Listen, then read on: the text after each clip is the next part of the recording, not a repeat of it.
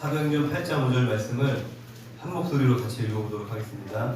시작. 빌립이 사마리아 성에 내려가 그리스도를 백성에게 전파하니. 네. 광고 하나 드릴 텐데, 안양 아트센터에서 백두한라 예술단 무료 공연이 있습니다. 우리 김세강 선교사님이 간곡하게 광고해달라고 부탁하셨는데, 이제 탈북민들이 나오셔서 그런 문화 공연을 펼치는 그런 시간인 것 같아요. 관심 있는 분들은 참여해 주시길 바랍니다. 할렐루야. 네. 예수님께서 살아계실 때 하셨던 그 사역이 성령을 받은 제자들을 통하여서 이어지는 것입니다. 예수님이 십자가에서 죽으시고 또 부활 승천하심으로 그 예수님의 사역이 멈춘 것이 아니라 성령을 받은 제자들을 통하여서 예수님이 이 땅에서 하셨던 하나님의 나라를 선포하고 복음을 전파하는 일들이 주님의 제자들을 통하여서 이어지는 것입니다. 그러니까 그리스도인은 이 거룩하신 하나님의 영이 함께하는 그런 사람들인 줄로 믿습니다. 우리 안에 계신 하나님의 그 성령은 우리에게 말씀하시고 또 우리의 삶을 인도하시는 줄로 믿습니다. 그래서 믿음의 성도면, 내가 예수님을 영접한 성령으로 거듭난 믿음의 성도라면 이제는 내 마음을 따라, 내 생각을 따라 살아가는 것이 아니라, 그리고 이 세상의 풍조를 따라 사는 것이 아니라 성령의 인도하심을 따라 살아가는 삶인 줄로 믿습니다. 그럴 때 이 사도행전의 놀라운 역사를 써내려가는 믿음의 성도님들, 또 그러한 교회가 될 줄로 믿습니다. 그런데 우리가 자주 죄를 짓고 또 육신을 따라 살아가다 보면 우리 안에 계신 성령님의 인도하심에 둔감해지게 됩니다. 이 죄라는 것이 무엇이죠? 우리가 도둑질하고 세상의 법을 어기거나 비윤리적인 삶을 사는 것뿐만이 아니라 본질적으로 죄는 내가 주인된 삶을 사는 것입니다. 사람들이 보기에 그럴듯해 보이고 세상의 법을 어기는 것이 아니라 할지라도 내가 내 삶의 주인되어 내 뜻대로 사는 것이 죄의 본질이라는 것입니다. 그렇게 내 자아로 충만해지면 충만해질수록 나를 향하신 하나님의 뜻을 우리가 쉽게 발견할 수 있을까요? 나로 인하여 충만해지면 충만해질수록 우리의 삶을 인도하시는 성령 하나님의 세미한 음성을 우리가 발견할 수 없게 되는 것입니다. 우리의 삶이 방황한다는 것은 우리가 길거리를 헤매고 돌아다니는 것만이 방황이 아닙니다. 하나님의 뜻을 내가 알지 못하고 내가 내 뜻대로 살아가는 것이, 그것이 하나님 보시기에 방황하는 인생인 것입니다. 내가 열심히 일을 하고 열심히 내가 취미생활도 즐기고 열심히 또 가정도 잘 돌보고 내 나름대로 만족스러운 삶을 살아갈 수 있지만 내가 하나님의 뜻을 알지 못하고 그 뜻을 구하지 않고 내가 성령의 인도하심을 따라 살아가지 않는다면 하나님 보시기에 방황하는 인생일 수 있다는 것입니다. 이 밤에 주님의 뜻과 주님의 마음을 깊이 깨닫고 경험하는 우리 사랑하는 믿음의 성도님들 되시기를 주님의 이름으로 축원드립니다. 할렐루야. 우리가 사도행전을 지금 보고 있는데 이 제자들이 주님 약속하신 성령을 받고 예수님이 하셨던 그 사역을 이어갑니다. 담대하게 복음을 전파합니다. 이 예루살렘에서 시작된 이 복음 전파가 박해를 통해서 더 널리 전파되는 것을 우리가 보았습니다. 결정적으로 일어난 박해가 어떤 박해였죠? 누구의 순교? 그렇죠.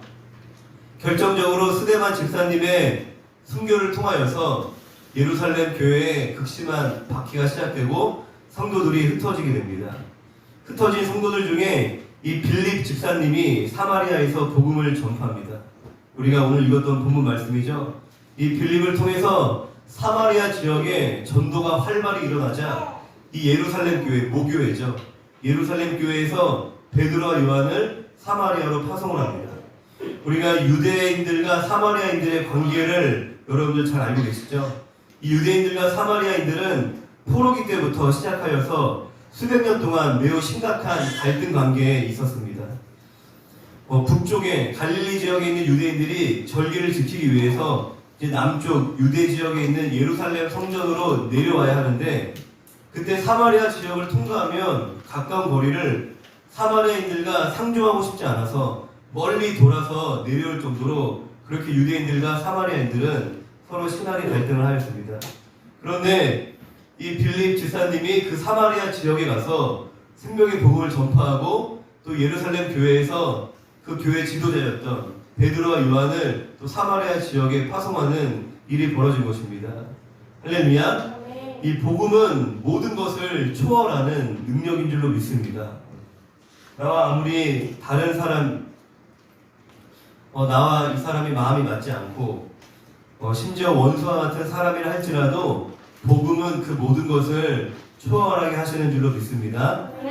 복음이 정말 내 안에 살아서 역사한다면, 정말 하나님의 예수 그리스도의 생명이 내 안에 살아있다면 우리의 삶에 나타나는 증거가 무엇일까요?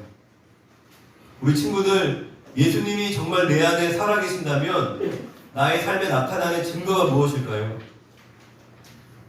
우리 함께 고린도전서 13장 말씀을 함께 읽어보겠습니다. 고린도전서 13장 1절부터 3절까지입니다.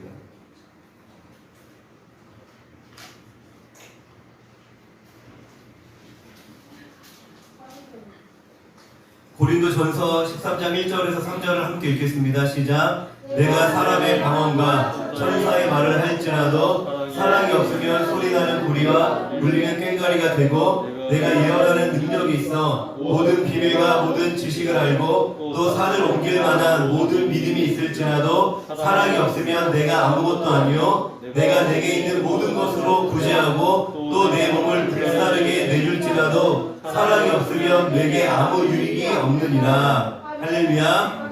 복음이 내 안에 정말 살아 역사한다면 나의 삶에 나타나는 분명한 증거는 바로 사랑인 것입니다.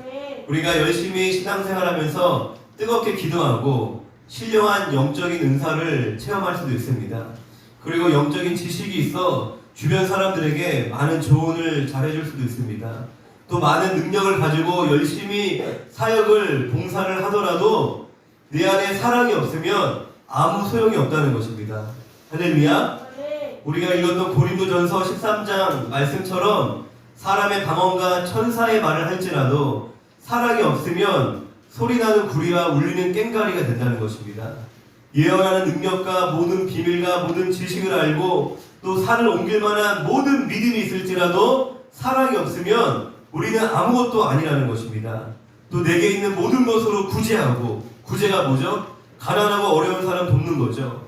내 몸을 불쌍하게 내줄지라도 내 안에 사랑이 없으면 아무 유익이 없다라고 우리에게 말씀을 하십니다. 할렐루야. 성도의 믿음은 사랑으로서 역사하는 믿음이기 때문입니다. 이 초대교회 때 복음이 힘있게 전파될 수 있었던 이유도 영혼을 향한 그 사랑의 마음이 있었기 때문입니다. 구원받지 못한 영혼들에 대한 긍휼한 마음이 없으면 전도를 할까요? 하나님의 잃어버린 영혼들을 향한 긍휼한 마음, 사랑의 마음이 없습니다. 그러나 그러한 마음은 가인이 드린 제사와 같이 하나님께서 받으실 만한 것이 아닌 것입니다. 인간은 자신을 위해서라면 뭐든지 합니다. 자신을 위해서 필요하다면 얼마든지 예배도 열심히 드릴 수 있어요. 자신을 위해서 필요하다면 얼마든지 기도도 할 수 있고 전도도 할 수 있다는 것입니다. 그런데 그것이 하나님께서 받으실 만한 것이 되지 못한다는 것입니다. 인간은 본래부터 매우 이기적이고 자기 중심적인 존재입니다. 옆집에 내가 누가 사는지 관심 없어요. 옆집 사람이 살았는지 죽었는지 관심 없습니다. 길에 가다가 누가 어려운 일을 당하는 것을 보더라도 내가 피해볼까봐, 나에게 피해가 갈까봐 다가가지 않습니다.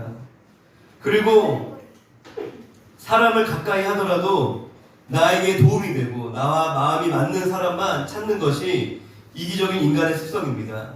나와 맞지 않고 나를 힘들게 하는 사람은 가까이 하고 싶어 하지 않는다는 것입니다. 왜 그렇죠? 철저하게 인간은 이기적이고 자기 중심적이기 때문인 것입니다. 할렐루야. 아멘. 예찬이 똑바로 앉으세요. 예배 시간에 앞에 보면 이러한 이기적인 자기 중심적인 내 자신을 그리스도와 함께 십자가에 못 박는 것입니다. 아니, 이러한 이기적인 자기 중심적인 내가 그리스도와 함께 십자가에 죽었음을 믿는 것이 그게 예수 믿는 그 믿음인 줄로 믿습니다. 할렐루야. 우리가 그러한 믿음의 고백을 통해서 예수 그리스도께서 내 안에 충만해지시는 줄로 믿습니다. 그리고 그러한 삶을 통하여서 복음이 확장되는 것입니다. 우리 예맘교회를 통해서 이 사도행전의 역사가 일어나기를 간절히 소망합니다. 이 예맘교회를 통하여 또 믿음의 성도님들을 통하여서 하나님의 나라가 이 땅에 확장되기를 간절히 소원합니다. 이 예맘교회가 부흥하기 위해서는 우리가 좋은 장소도 필요하고 좋은 환경도 물론 필요하겠지만 가장 중요한 건 뭐냐면 우리 자신이 먼저 변화가 되어야 한다는 것입니다. 아무리 좋은 환경, 좋은 장소가 우리에게 주어진다 할지라도 우리가 바뀌지 않으면 이 교회를 통하여서 주님이 일하실 수 있어요? 일하실 수 없다는 것입니다. 우리 안에 있는 이 이기심과 자기 중심적인 마음이 십자가에 처리되어야지만 하나님께서 예맘교회를 통하여서 잃어버린 영혼을 구원할 수 있으시다는 것입니다. 이 내 틀을 깨지 못한다면 새로운 영혼이 와도 우리가 품을 수 있어요? 내 틀을 깨지 못하면 새로운 영혼이 와도 감당 못해요. 오면 불편합니다. 나와 다른 사람, 나와 맞지 않는 사람이 오면 배척하겠죠. 나를 깨트리는 것이 아니라 나를 불편하게 하는, 나와 맞지 않는 그 사람을 배척하고 내 자존심을 내세우며 기싸움하고 내 자리를 빼앗길까봐 경계하게 되는 것입니다. 더욱이 내 마음에 정말 들지 않는 사람이 오면 그 사람이 교회 안 왔으면 하는 그런 악한 마음까지도 품을 수 있게 된다는 것입니다. 내 틀을 깨지 못하면, 내 자아를 십자가에 못 박지 못하면 이게 얼마나 악한 생각이에요. 하나님께서 한 영혼을 구원하시려고 교회로 인도하셨는데 내 마음에 들지 않는다고 그 사람을 미워하고 교회에 못 오게 한다면 내가 교회의 주인이 되는 것이에요. 예수님이 머리 대신 주님이 주인이신 교회가 아니라 내가 주인인 교회가 되는 것입니다. 내가 하나님의 자리에 앉는 것이라는 겁니다. 교회가 부흥하려면 열심히 전도도 물론 해야겠지만 내가 먼저 복음화 되어야 하는 것입니다. 내 내면이 먼저 복음으로 기경되고 새로워져야 한다는 것입니다. 내 마음이 천국이 되어야 하는 것이에요. 그래야지만 다른 사람에게 하나님의 사랑을 우리가 흘려보낼 수 있습니다. 내 마음의 시기 질투, 불평, 불만, 미움 통로가 되는 것이 아니라 오히려 마귀의 통로로 쓰임받을 수도 있게 된다는 것입니다. 다른 방법은 없습니다. 오직 기도와 말씀밖에 없습니다.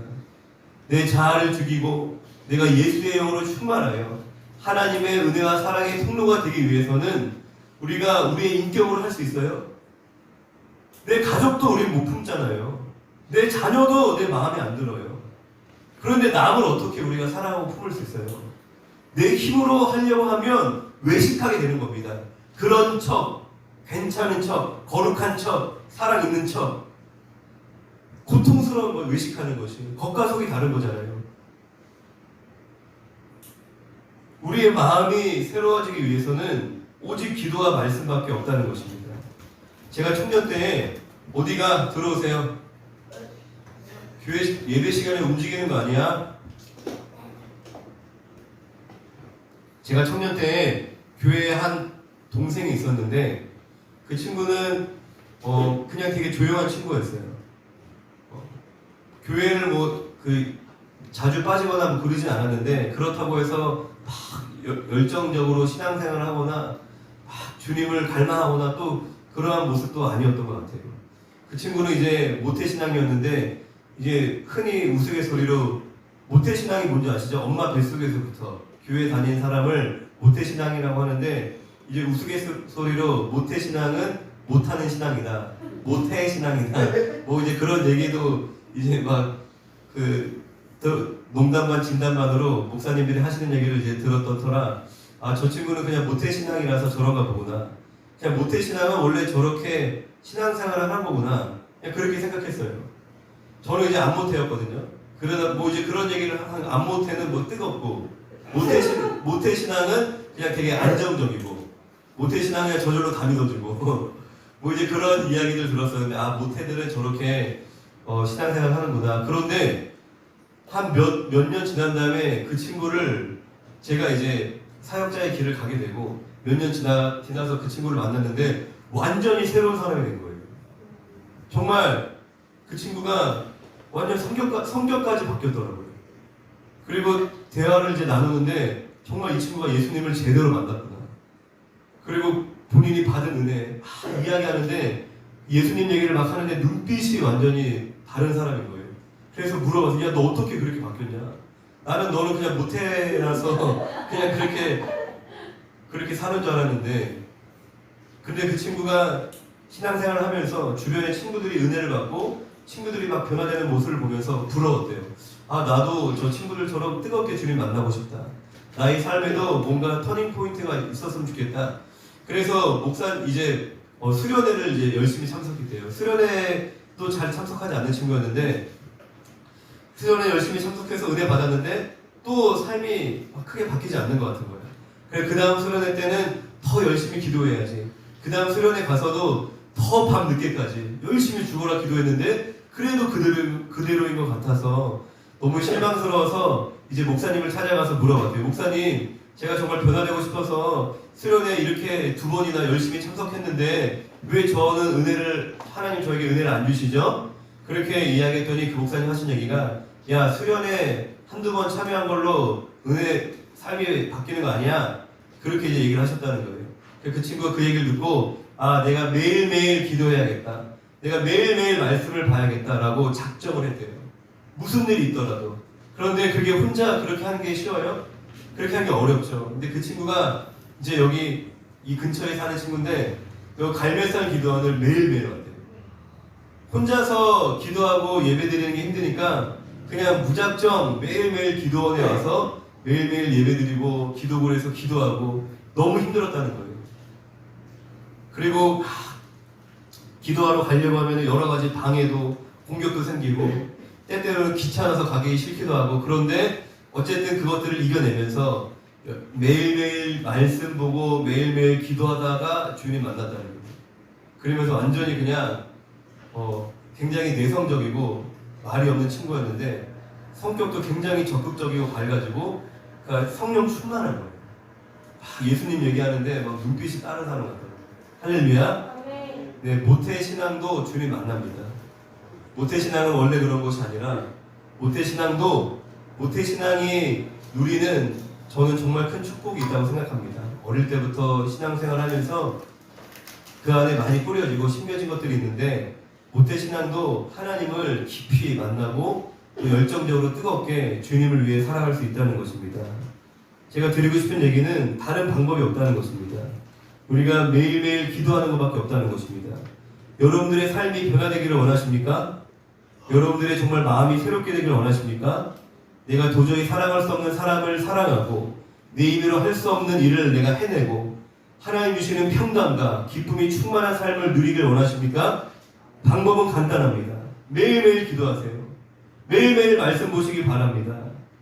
할렐루야. 네. 제가 요 근래에 성전을 이제 이전하는 것보다 더 기쁜 것은, 사실 근데 저는 솔직하게 얘기하면은 장소에 크게 구애받지 않는 사람이에요.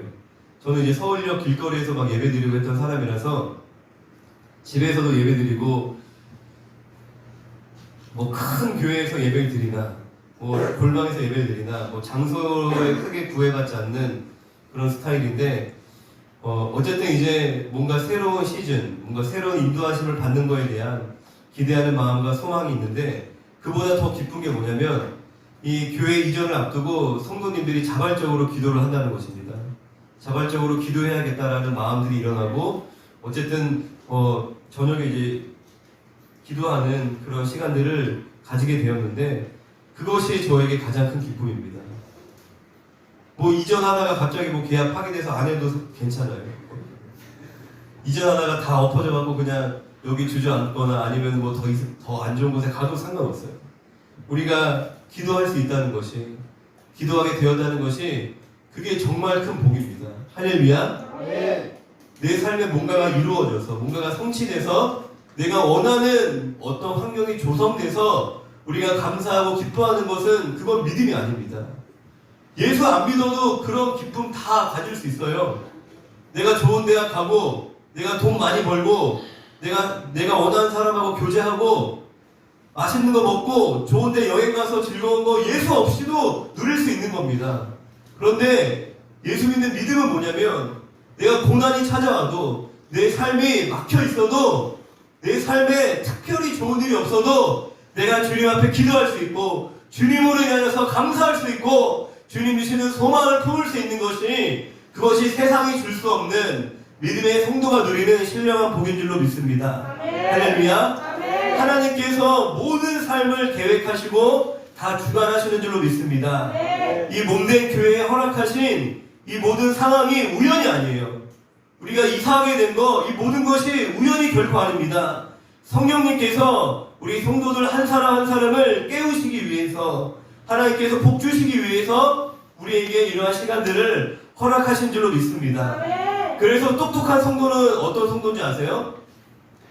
똑똑한 성도는 잘 묻어가는 성도예요. 할렐루야? 잘 묻어갑니다. 그냥 붙어만 있는 거예요. 그냥 지금 분위기가 어디로 흘러가는구나. 그 영적으로 민감한 거지. 하나님이 어떤 일을 하시는구나. 주님이 지금 무엇을 원하는구나.